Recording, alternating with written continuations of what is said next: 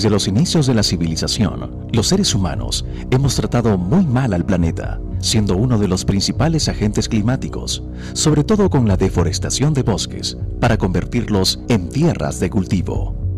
Desde la era industrial, hemos usado materia orgánica y combustibles fósiles, liberando a la atmósfera grandes cantidades de dióxido de carbono o CO2, a través de la quema de madera y vegetación, combustión del petróleo, el gas natural y el carbón.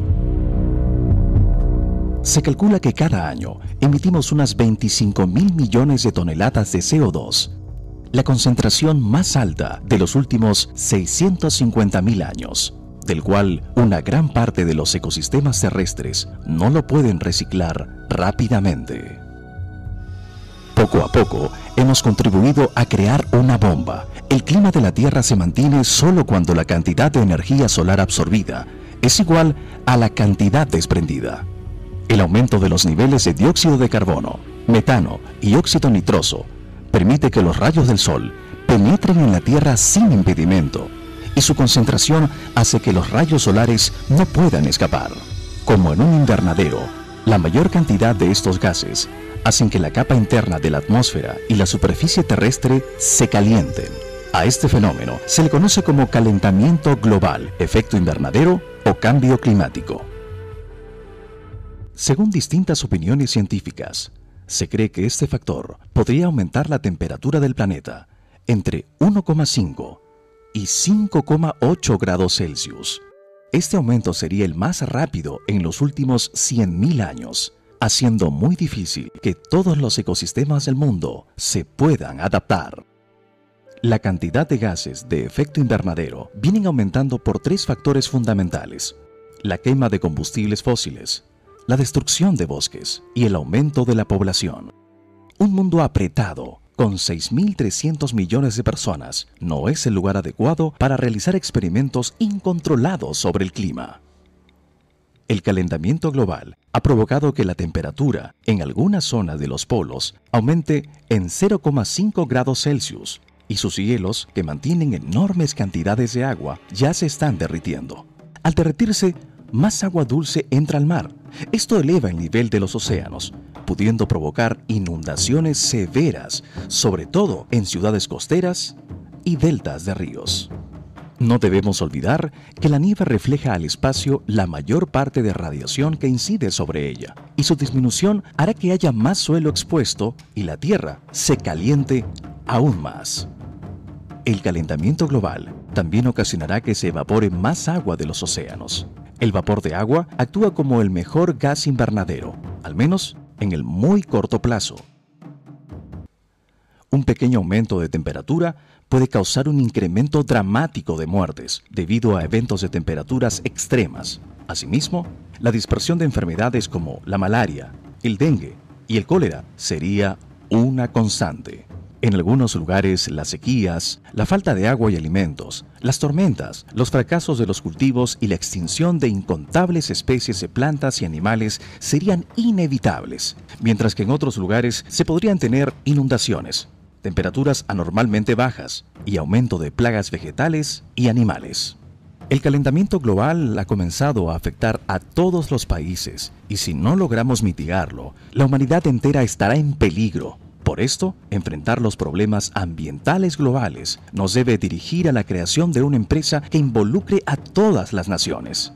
El costo para implementar acciones de mitigación podría demandar poco más de 0,1% del Producto Bruto Interno Mundial, pero la inacción puede colocar a todas las economías en peligro, llegando a costar el 20% del PBI del mundo. No debemos pensar que esto es algo ajeno a nosotros.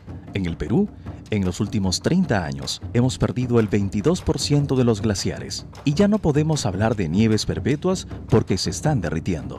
Debemos pensar que nuestra costa, donde vive al menos el 40% de la población peruana, no produce agua. Con la pérdida de los glaciares andinos, en el futuro nuestra costa tendrá menos agua continua, pero la población sigue aumentando y la demanda de agua también. La pesca es otro de los sectores sensibles al cambio climático. El aumento de la temperatura en el mar ha generado que la anchoveta, que vive en condiciones frías, ahora solo se encuentre a mayor profundidad. obligando a las pesqueras a que se concentren en especies como el jurel y la caballa. La deforestación contribuye entre un 12 y un 19% al efecto del calentamiento global del planeta. En el Perú, el ritmo de deforestación durante las 3 últimas décadas ha sido de 3.000 hectáreas por año, lo que significa la pérdida de 9 millones de hectáreas de bosques y el grave perjuicio de la integridad del ecosistema forestal. Debemos aceptar el hecho que la protección ambiental es tarea de todos y debe realizarse sin perder de vista los aspectos económicos y sociales. Soluciones a los problemas del adelgazamiento de la capa de ozono, al calentamiento global o a las alteraciones climáticas no son cuestión de años, ni siquiera de décadas. Es por ello que debemos actuar de manera inmediata. La atmósfera y los procesos que mantienen sus características no tienen tiempos de reacción tan rápidos como los nuestros.